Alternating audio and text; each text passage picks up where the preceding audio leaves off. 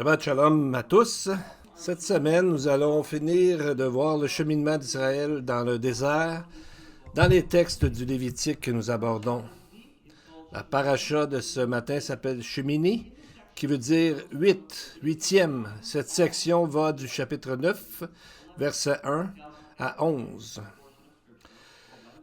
Si vous avez déjà lu une portion des Écritures, celle-là ou une autre, on dirait qu'on tombe parfois sur le pilotage automatique dans le sens où on ne porte pas vraiment attention aux détails.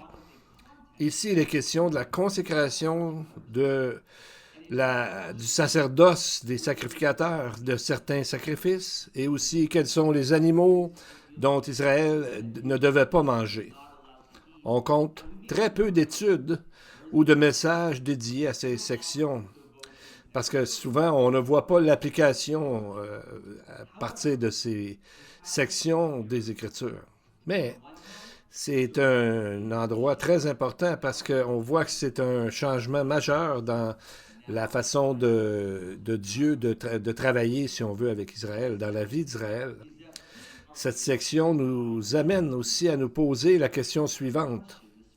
Prenons-nous la pleine responsabilité pour l'appel que Dieu a placé dans notre vie, parce que Dieu appelle chacun à le servir d'une manière ou de l'autre. Cette paracha, en fait, parle de deux voies différentes qui sont devant nous et nous rappelle la responsabilité qui incombe à chacun de nous devant un Dieu trois fois saint. Dans notre section, ça commence au chapitre 9, alors que les sacrificateurs sont consacrés à leur fonction pour servir Dieu. Donc, ils savent maintenant comment faire, quel sacrifice faire et quel sacrifice qu'ils avaient à produire, mais ils pourront être faits dorénavant dans le tabernacle afin d'avoir une communion avec Dieu, comme Dieu le demandait.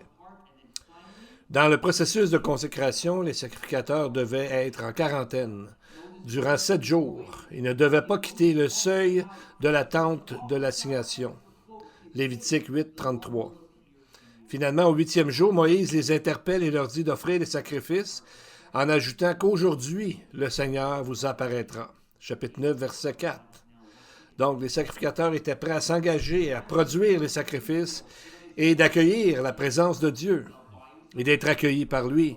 C'est comme si Dieu leur avait donné les clés du jardin d'Éden. Imaginez, vous savez, l'excitation du moment. Imaginez Israël à ce moment-là. Vous savez, on dit que la partie la plus importante de recevoir un cadeau, c'est lorsqu'on va le déballer, que ce soit un cellulaire, une tablette, un cadeau, n'importe quoi. C'est à ce moment-là, quand on le déballe, qu'on dit « Wow, on est content ». Imaginez Israël en train de vivre ça.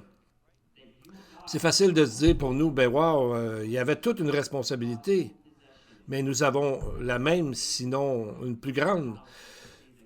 L'apôtre Pierre dit à 1 Pierre 2, 9 que les croyants sont un sacerdoce royal, un peuple acquis par Dieu, afin d'annoncer les vertus de celui qui nous a appelés. Donc nous aussi, nous sommes envoyés pour proclamer la présence de Dieu qui nous habite.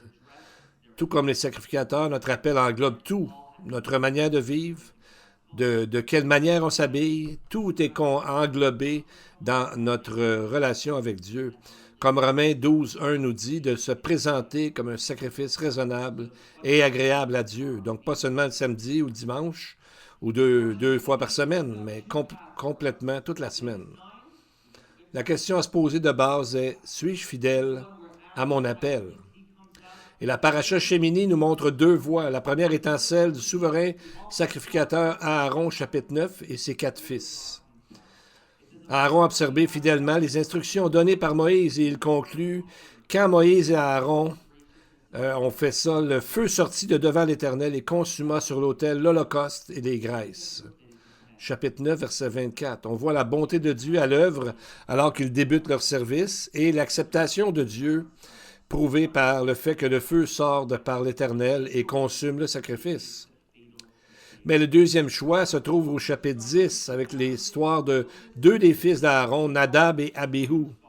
Au lieu de suivre les instructions transmises par Moïse, le passage nous dit que Nadab et Abihu apportèrent devant l'Éternel du feu étranger, ce qui ne leur avait pas été ordonné.